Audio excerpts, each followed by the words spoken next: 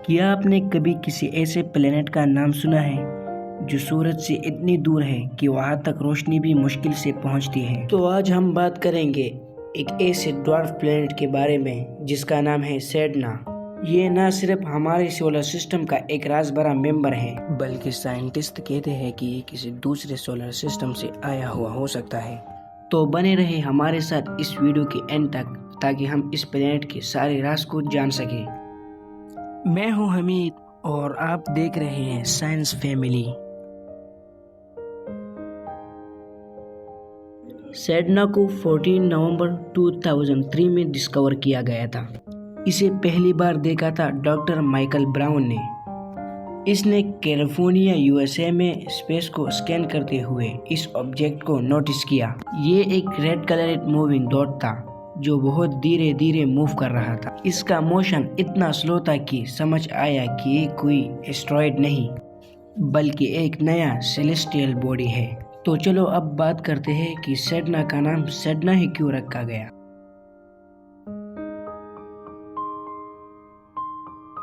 Sedna का नाम एक इन्वित मिथोलॉजी की सी गॉडेस के नाम पर रखा गया। इन्वित लोग आर्कटिक रीजन में रहते हैं और सेडना उनके लिए पावरफुल और मिस्टीरियस दीवे हैं जो ठंडे समंदर के नीचे रहती हैं। ये नाम इस प्लेनेट पर इसलिए रखा गया क्योंकि ये हमारे सोलर सिस्टम के सबसे दूर और सबसे ठंडी जगहों में से एक है।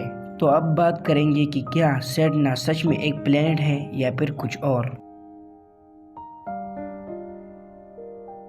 सेडना एक ड्वार्फ प्लेनेट माना जाता है, लेकिन अभी तक इसे ऑफिशियली इंटरनेशनल एस्ट्रोनॉमिकल यूनियन ने फुल ड्वार्फ प्लेनेट डिक्लेयर नहीं किया। इसका साइज लगभग 1000 किलोमीटर के आसपास होगा, यानी प्लूटो से छोटा और एस्टेरॉयड से बड़ा। ये ऑब्जेक्ट ट्रांस नेपट्यूनियन रीजन में आता है, यानी नेपट्यून के बाद जो एरिया आता है उस एरिया में।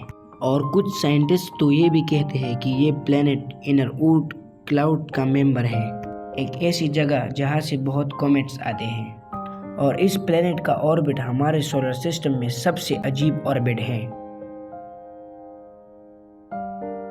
सेडना का ऑर्बिट इतना लंबा और अजीब है कि इसको सोलर सिस्टम का गोस्ट प्लेनेट भी कहा जाता है।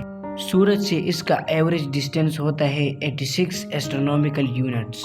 एस्ट्रोनॉमिकल यूनिट्स का मतलब है अर्थ से सूरज का डिस्टेंस, लेकिन सेडना का मैक्सिमम डिस्टेंस होता है 936 एस्ट्रोनॉमिकल यूनिट्स और प्लूटो सिर्फ 39 एस्ट्रोनॉमिकल यूनिट्स तक जा सकता है। यानी सेडना कभी सोलर सिस्टम की करीब होती है और कभी बिल्कुल उसके एज पे। एक ऑर्बिट कंप्लीट करने में सेडना को लगती है 11,400 साल। तो चलिए अब जानते हैं सेडना की टेम्परेचर और सरफेस के बारे में।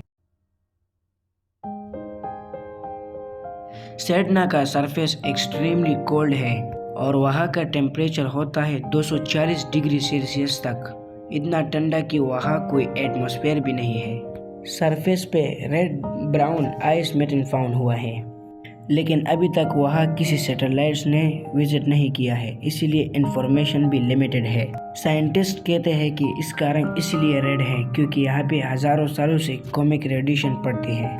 तो चलिए अब जानते हैं कि क्या सेडना सच में कोई दूसरे सोलर सिस्टम से आया है। ये सबसे इंटरेस्टिंग थ्योरी है। साइंटिस्ट का कहना है कि सेडना का ऑर्बिट इतना अजीब और टाइल्टेड है कि ये किसी दूसरे सोलर सिस्टम से आया हुआ लगता है। या हो सकता है कि जब हमारा सोलर सिस्टम यंग था तब किसी पासिंग स्टार ने सेडना जैसे ऑब्जेक्ट्स को खींच लिया हो। और एक और थ्योरी ये भी कहती है कि हमारे सोलर सिस्टम में प्लेनेट 9 छुपा हुआ है और उसी की ग्रेविटी ने सेडना को इस ऑर्बिट में डाल दिया है। तो चलिए अब जानते हैं कि क्या सेडना तक कभी कोई स्पेसक्राफ्ट गया भी है।